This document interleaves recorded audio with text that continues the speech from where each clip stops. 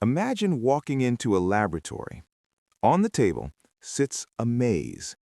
Not a computer simulation, a real maze. At one end is food. At the other end is a blob.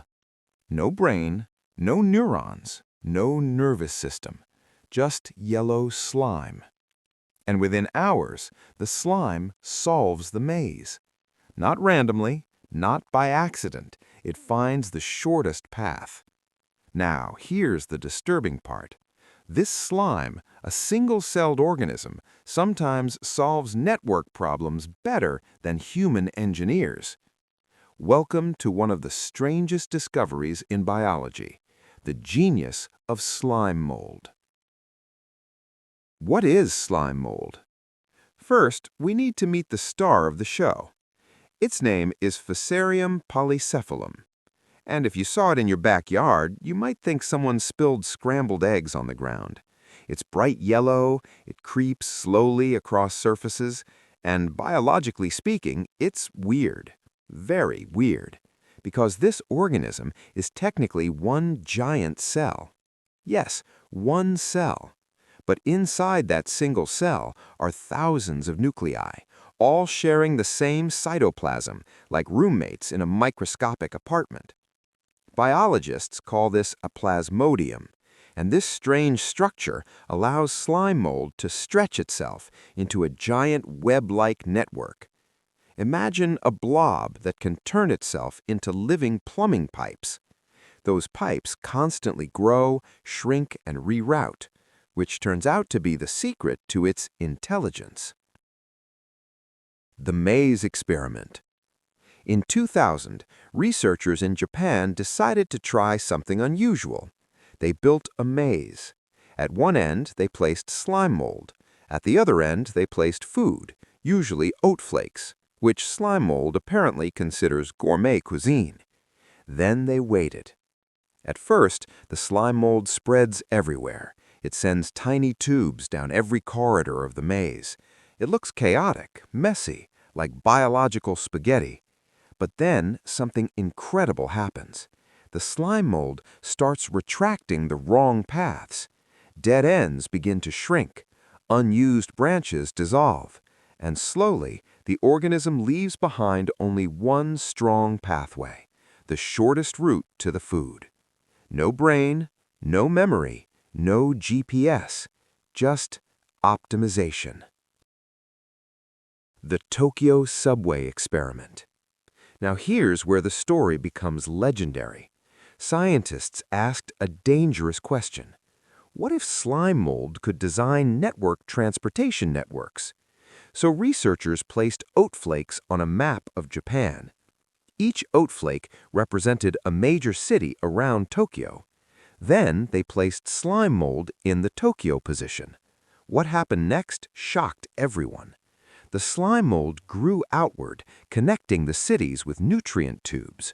But the pattern it created looked almost identical to the Tokyo railway system, a system designed by thousands of engineers over decades. Yet slime mold built something nearly identical in a single day. And sometimes it was more efficient. Yes, a blob of living goo accidentally beat human infrastructure planning. Engineers were not amused. How can something without a brain do this? Here's the key idea. Slime mold does not think. It feels gradients.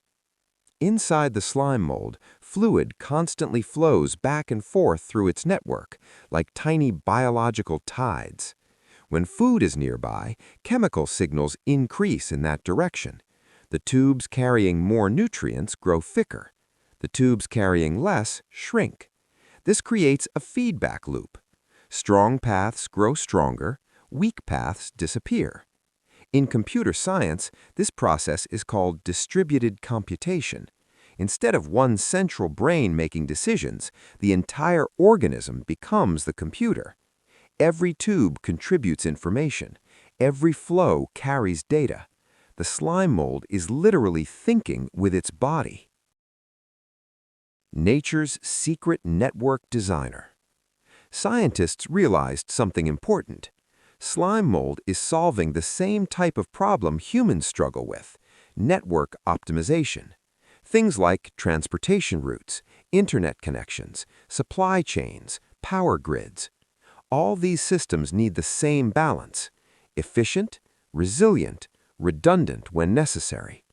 Slime mold naturally builds networks that survive damage. If one tube breaks, another route takes over. Engineers now study slime mold to design better computer algorithms. So yes, the next time your GPS gives you a perfect route, you might have slime mold to thank. The rabbit hole. But the deeper question is unsettling. If slime mold can solve problems without neurons, without intelligence, without consciousness, then maybe intelligence isn't what we thought it was. Maybe thinking is not just something brains do. Maybe thinking is something systems do. Ant colonies do it, bee swarms do it, human markets do it, and apparently, so does yellow goo crawling across a petri dish. Which leads to a radical idea some scientists now discuss. Intelligence may be a property of networks, not brains. The humorous reality check. Just to put things in perspective, you spent years in school learning geometry. Slime mold learned it by oozing. You struggle to find the fastest route across town. Slime mold solves transportation infrastructure before breakfast. And yet, somehow, it still can't figure out taxes. So humanity keeps at least one advantage. Nature's quiet genius. Slime mold reminds us of something profound. Nature has been solving complex problems for billions of years. Not with silicon chips, not with universities, not with supercomputers, but with simple rules repeated over and over. Growth, feedback, adaptation. And sometimes those rules create something that looks suspiciously like intelligence, from a creature with no brain at all. If this blew your mind, type "brainless genius" in the comments. And in the next video, we're going even deeper. Scientists are now using slime mold to build living computers. Yes, computers made from slime. And somehow that idea is less crazy than it sounds. Subscribe, because the rabbit hole only gets stranger from here.